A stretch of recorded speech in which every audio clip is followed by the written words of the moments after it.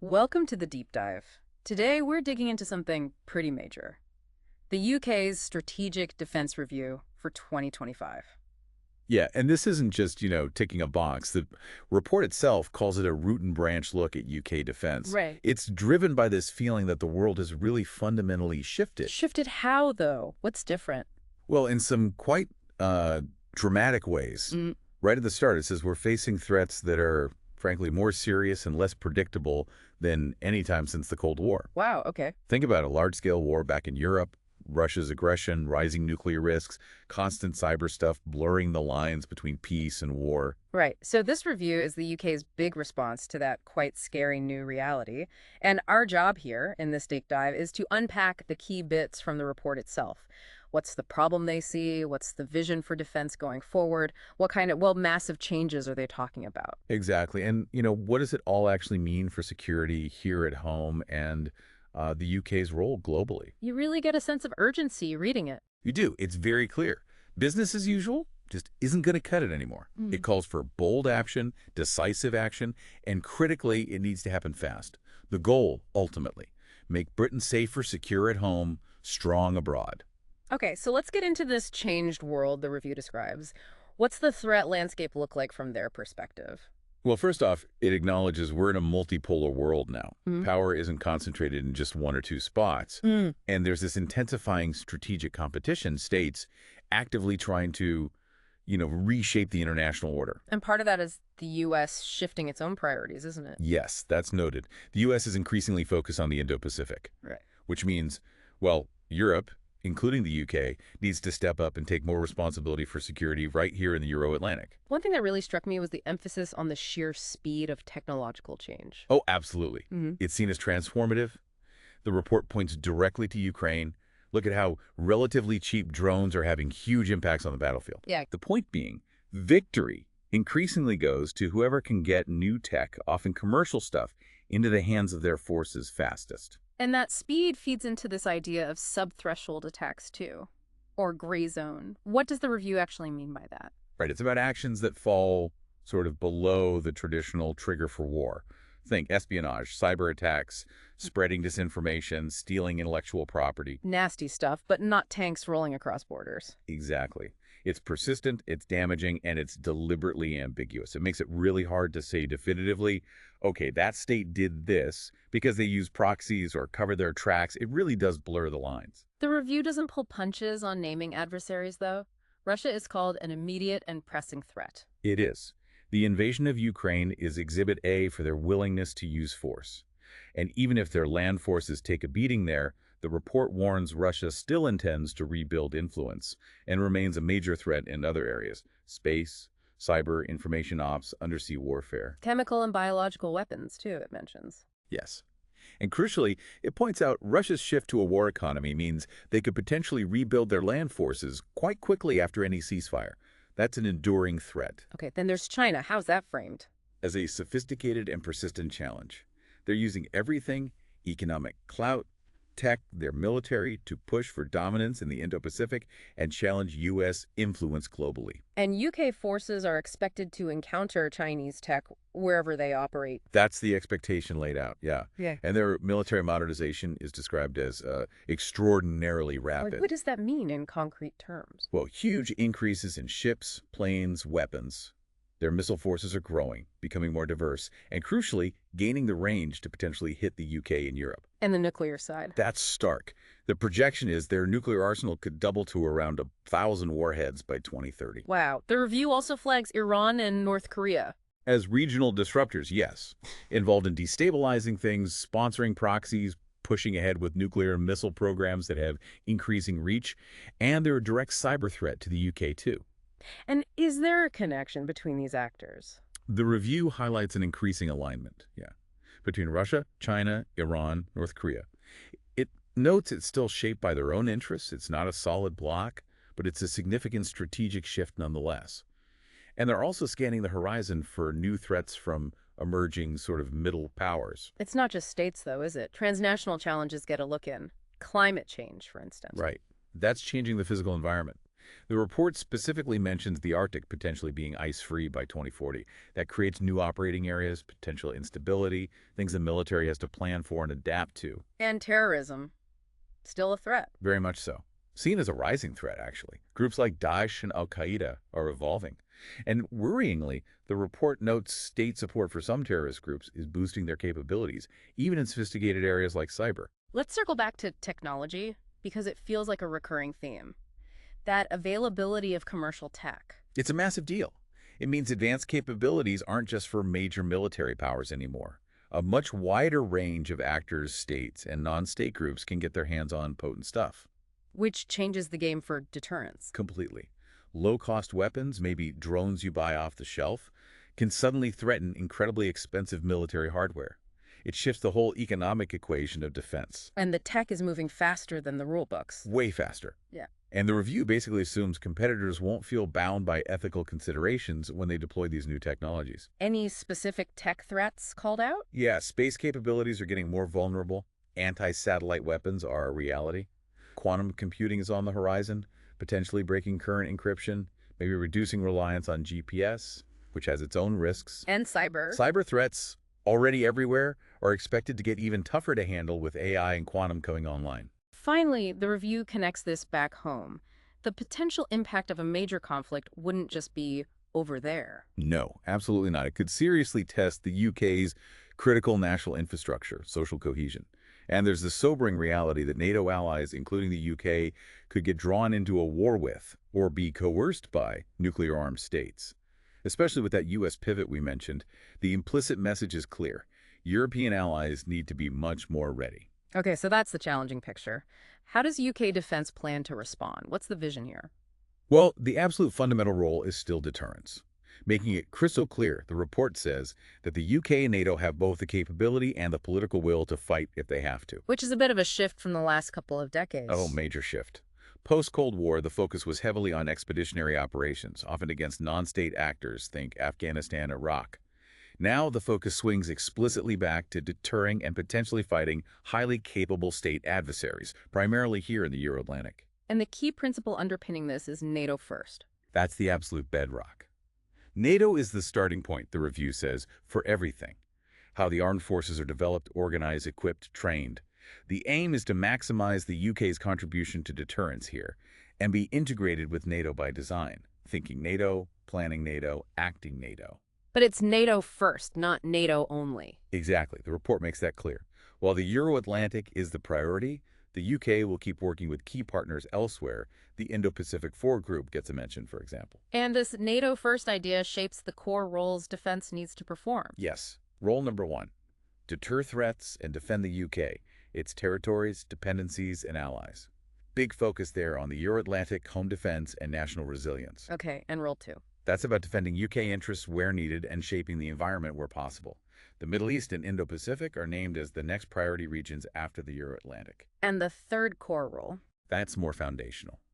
It acknowledges that delivering the first two depends heavily on capabilities in space and the cyber-electromagnetic domains, plus common enablers like intelligence and logistics. And UK Special Forces are seen as contributing across all three. The review also mentions 2 crucial enabling defense roles. What are they? These are absolutely fundamental. One is developing a thriving, resilient UK defense innovation and industrial base. One that can support the military day-to-day, but critically can also surge production in a crisis. And the second enabling role? Building national resilience, protecting critical infrastructure, preparing the country for the possibility of war, having plans for industrial mobilization, if needed. And pulling all this together is the central concept of the integrated force. What does that mean practically? It means moving beyond just joint operations where different services cooperate to being truly integrated, fighting as one seamless force across all 5 domains: maritime, land, air, space, and cyber-electromagnetic. Under a single commander? Yes, under the Chief of the Defense Staff, operating through a new central military strategic headquarters. It's a significant shift in command philosophy. And technology is the glue. Absolutely. A common digital backbone, shared data. These are presented as essential for this integrated approach for enabling that kind of modern, software-driven warfare. So it sounds like a fundamentally different way of doing things is needed, The review seems pretty blunt about the scale of change required. It really is. They state clearly it's not just about what kit you have or how you fight, but a radical change in how defense itself operates to support the front line. Mm. And it has to be fast, and they use the phrase wartime pace. And they acknowledge things haven't moved fast enough since the last review. Correct. There's a clear sense that previous efforts haven't delivered the radical change needed. A massive area needing this speed is the relationship with industry. Ah, procurement. Always a thorny issue. Well, the report highlights just how slow it is, an average of 6.5 years for contracts over 20 million. Which, in a world where tech leaps forward every year, that's just too slow. It's cripplingly slow. Hmm. The review basically says defense needs to learn from the urgency shown in getting kit to Ukraine and make that kind of pace the new standard. So how do they plan to speed things up and boost UK industry? There's talk of a new financial structure. Yes, a new 11 billion pound annual invest budget. This will sit under the National Armaments Director, the NAD. The idea is it funds frontline equipment, helps grow the UK industrial base, and this is key, actively encourages private finance to come into the defense and dual-use tech sectors. And are there specific big-ticket investments mentioned? Definitely. A huge one is 15 billion committed this parliament to the Sovereign Nuclear Warhead Program. That supports over 9,000 jobs and really underlines how critical the deterrent is seen. Okay, beyond the nuclear aspect. There's 1 billion having new funding specifically for homeland air and missile defense, and 6 billion for munitions this parliament, including a 1.5 billion house always on procurement line to keep production ticking over. So trying to avoid those stop-start cycles in munitions. Exactly. And linked to that, a commitment to build at least 6 new energetics and munitions factories in the UK. That's over 1,000 jobs, and a clear move to bring crucial manufacturing back onshore. So defense is trying to use its buying power to stimulate the wider UK economy and innovation? Yes, acting as a first customer to pull through new tech. Yeah. They explicitly want to unlock private capital too, calling for a dedicated strategy for the financial sector and a defense investors advisory group, both with deadlines attached. Things like regional tech clusters and STEM skills pipelines are also part of that picture. The report mentions investment in places like Barrow and Furness, linking it to the nuclear program. Right, over 200 million there. It shows how these big defense projects anchor local economies. The structures for driving innovation are also getting shaken up. 2 new organizations under the NAD group by late 2025, separating early-stage research from commercial innovation. That commercial arm, UK Defence Innovation, or UKDI, gets a ring-fence budget of over 400 million a year. And the procurement process itself, that needs fixing too. Absolutely critical. They're proposing a tiered approach with really ambitious timelines. Major platforms contracted within 2 years, upgrades within 1 year, and exploiting commercial tech within just 3 months. 3 months? That sounds revolutionary for defense procurement. It would be. They're also aiming to spend at least 10% of the equipment budget on novel tech each year and want more flexible, long-term, evergreen contracts with industry. And exports are firmly back in focus. Very much so. Responsibility comes back to the Ministry of Defense, and the idea is to mainstream export potential right from the start of acquisition. The phrase used is telling. If we fight together, we should build together. Which naturally leads to international partnerships. Vital. Things like ORCS, not just the submarines, but collaborating on advanced tech like AI, cyber, hypersonics, and the Global Combat Air Program, GCAP, with Italy and Japan for the next-gen fighter jet and its associated systems. What's the benefit of those big partnerships? Economies of scale, obviously, but also driving innovation, ensuring kit works together seamlessly, interoperability, and building a stronger collective industrial base. The review does stress, though, that they need better ways to assess the long-term implications of these huge, multi-decade partnerships. Okay, let's shift from the hardware and industry side to the people. The review says people are fundamental, but acknowledges a major problem: recruitment and retention. Yeah, this is a really tough one. It's described as a long-standing challenge. And it's not just the UK allies face similar issues. Younger people, the report notes, often want more flexibility, maybe hybrid work. They tend to change jobs more often, and fewer have those traditional family connections to the armed forces. And there's no magic bullet? No easy fix presented, no. The vision is for a whole force, regulars, reserves, civil servants, contractors, all working together. The report is clear there's no scope to cut highly trained regular numbers and actually envisages a modest increase when funds allow, starting with the Army. What about the reserves? A bigger role for them? A significantly bigger role. The plan is a 20% increase in active reserves when funding permits, probably in the 2030s. They also want to reinvigorate the relationship with the Strategic Reserve, those are the ex-regulars, with a mobilization obligation, and make much better use of reservist specialist skills, like lawyers, engineers, cyber experts. Civil servants are mentioned as crucial too, but needing change. Yes, central to getting things done, but the aim is to reduce civil service costs by at least 10% by 2030. It's about reshaping the workforce for better performance, productivity, and getting the right skills in place. The integrated military-civilian workforce is seen as a strength, though. And automation plays a part in that, getting military personnel out of admin roles. Right. A target of at least 20% automation in HR, finance, and commercial functions by mid-2028. The idea is to free up uniformed personnel for the front line. So how does the review propose actually fixing recruitment and retention? Well, it calls for a government-led national conversation to try and reconnect society with the armed forces. Better support for veterans is highlighted as key. But a lot of focus is on retention initiatives. Like what? Things like more flexible working options, allowing people to perhaps dial their commitment up or down at different career stages. But a huge one is accommodation. Ah, the state of military housing often hits the headlines. Exactly. The report identifies it as a major factor driving people out. So rapidly improving standards for both families and single personnel is a top priority. And the recent buyback of military homes is seen as a chance to reset. Yes, an opportunity to improve the quality, reinvest the money raised, and maybe even bring in private finance. They also talk about exploring support for home ownership and policies giving families more stability in terms of postings. Training and education are also up for radical reform. They have to keep pace with operations and technology. The report wants training policy rewritten by early 2026 to empower the trainers on the ground, allow them to take managed risks in training rather than leaving personnel to face those risks for the first time in combat, and make NATO standards the default. What about using technology in training? Absolutely central. Supplementing live training, which is still essential, with a single integrated virtual training environment. Making sure new equipment contracts automatically include requirements for simulators and virtual training capabilities. Interestingly, it mentions using civilian qualifications and training providers more. It does. The idea is it can be more efficient, helps break down barriers between defense and the rest of society and industry, and makes it easier for people to have zigzag careers moving between military and civilian life. That also boosts the pool of skilled people available for mobilization. And underlying all the people stuff is a need for certain skills. An urgent need, the report says, for better leadership, financial, commercial, and tech skills right across the whole force, military and civilian. They're using a pan-defense skills framework to link workforce planning to actual needs like readiness, and want to extend that framework to industry and reserves to map out the national skills landscape. Right, let's dive into the specific domains now. The nuclear deterrent's still the top priority. Absolutely. Non-negotiable, called a national endeavor.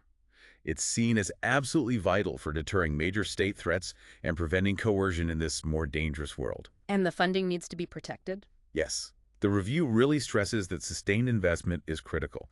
That $15 billion this Parliament for the new Warhead program is a clear signal. The funding needs to be ring-fenced.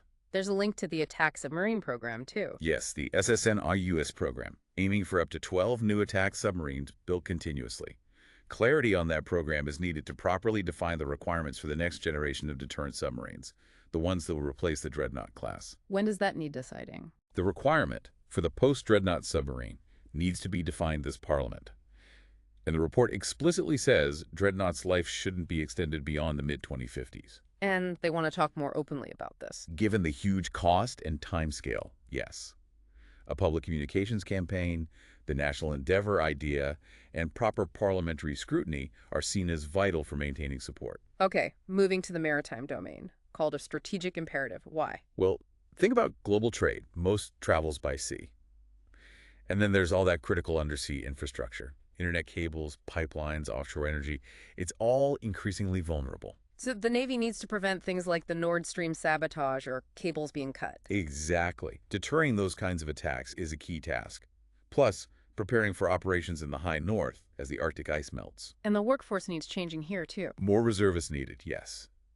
And crucially, for shipbuilding, the review calls for an always-on supply chain to keep skills alive and avoid the damaging stop-start cycles of the past. Long-term partnerships like SSN-AUKUS are the model. encouraging experimentation at sea as well. Yes, more flexible regulation sandboxes to let the Navy try out new tech faster. They even float ideas like evolving the Type 45 destroyers into perhaps minimally crewed or even autonomous air defense platforms using things like directed energy weapons in the future. And autonomous systems on frigates. A priority for the new Type 26 frigates, integrating uncrewed systems. They want to attract private finance for this kind of innovation, and also looking at using commercial ships or sharing the burden with allies for some support tasks currently done by the Royal Fleet Auxiliary. Right, onto the land domain, the Army's role. Primarily providing forces for NATO commitments, advanced reaction and response forces, plus contributing to resilience and regeneration here in the UK. The big NATO HQ based in the UK, the ARC, is mentioned as part of a Strategic Reserve Corps concept. And the review pushes a particular approach for the Army, restrike. Yes, Restrike, underpinned by Project Askeladd. It's all about linking sensors, AI, intelligence, and firepower across all domains to make decisions at machine speed. The ambition is huge. They talk about a tenfold increase in lethality. The message is the Army needs to be bolder in adopting these new ways of fighting. What about Army numbers? The minimum requirement is set at 100,000 soldiers overall, with at least 73,000 regulars. There's a case made for a small uplift in regulars when funding allows, but a big emphasis is on rapidly expanding and mobilizing the reserves for strategic depth in a crisis. And training for the Army. Restoring readiness is vital. Using advanced simulation is key, but live firing is still essential. And the report acknowledges this will likely mean more partnering with allies who have the large training areas needed. Autonomous systems feature heavily for land, too. Hugely important. The review suggests a potential future mix of maybe 20% crewed vehicles controlling 40% reusable uncrewed systems, with the remaining 40% being consumable things like one-way attack drones. So drones are a major priority. Attack and surveillance drones, absolutely. And countering enemy drones. This requires always-on manufacturing capacity for drones and related tech like electronic warfare systems. Okay, the air domain. The report notes traditional air superiority is being challenged. Yes, adversary capabilities are improving, meaning the RAF has to compete much harder for control of the air. The old primacy of crewed aircraft is being questioned. The service needs to get more productive, agile, adaptable. So the future is a mix, like in other domains. Exactly. Transitioning to the Future Combat Air System, or FCAS, that's a mix, spearheaded by the GCCAP program with Italy and Japan for the new crewed jet, but crucially integrated with uncrewed and autonomous platforms operating alongside it. Investing in these autonomous collaborative platforms, ACPs, is highlighted. More F-35 jets needed. Yes, the report states more will be required over the next decade. It suggests looking at a mix of the F-35A and the carrier-capable B model to get the best overall value. Any other specific air capabilities mentioned? Maintaining the E-7 Wedgetail surveillance aircraft is seen as necessary, possibly getting more later, maybe sharing costs with NATO allies. Enhancing the Protector drone for maritime surveillance, working alongside P-8 Poseidon patrol aircraft and the Type 26 frigates. Replacing the Hawk training jets and revising training arrangements are also on the list. And reviewing regulations. That caught my eye. Yeah, by mid-2026, they want to review storage and weapon regulations to get rid of outdated rules that might unnecessarily hinder effective training, trying to inject some common sense. Space domain. Crucial, but getting crowded and contested. Absolutely critical for that integrated force idea, understanding, communicating, moving, fighting. But yeah, China and Russia are rapidly increasing their satellites, developing anti-satellite weapons. Adversary precision weapons launched from anywhere could hold UK strategic assets at risk. And there are very few agreed rules up there. So resilience is the watchword. Resilience is key. That means redundancy, increasingly relying on commercial satellite systems to supplement military ones.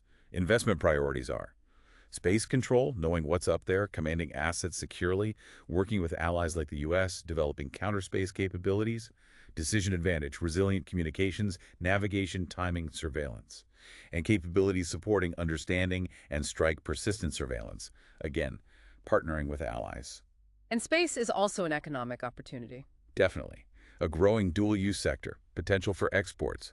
The review calls for a revitalized cabinet subcommittee to make sure the UK has a coherent strategic approach across civil and military space. Now, the cyber and electromagnetic domains, cyber-EM, called the heart of modern warfare. It's a strong statement, but yeah, the review argues it enables everything else. It's contested every single day, and any future conflict is likely to see the first blows land here. Our forces absolutely depend on accessing the electromagnetic spectrum and being resilient to cyber attack or data loss. And it's fundamental for targeting. Described as the foundation of the digital targeting web, yes. The review stresses the need to actively win the contest in this domain. That includes electromagnetic warfare, degrading enemy command and control, jamming signals, suppressing targeting, gathering intelligence, protecting our own systems. And a new command structure is being set up for this. Yes, a new Cyber EM command within Strategic Command, aiming for initial operating capability by the end of 2025. It's following the Space Command model. It will cohere and synchronize activity across defense, acting as the functional lead and single point of contact, rather than trying to do everything itself. How will they manage the workforce for this specialist area? It's being planned as part of a new digital warfighter group. And a key part of the Cyber EM role is also defending the UK's national infrastructure and protecting military logistics chains from cyber threats. Strategic Command seems to hold many of these crucial cross-cutting capabilities. It does. Intelligence command and control, networks, Cyber EM, special forces, medical services, the Defense Academy. It's the hub for joint enablers. The review actually points to UK Special Forces as a working model of the integrated force concept, already integrated with partners, allies, industry. There's also a plan to expand special operations capabilities beyond the standing UKSF units. Demand for intelligence is soaring. Massively.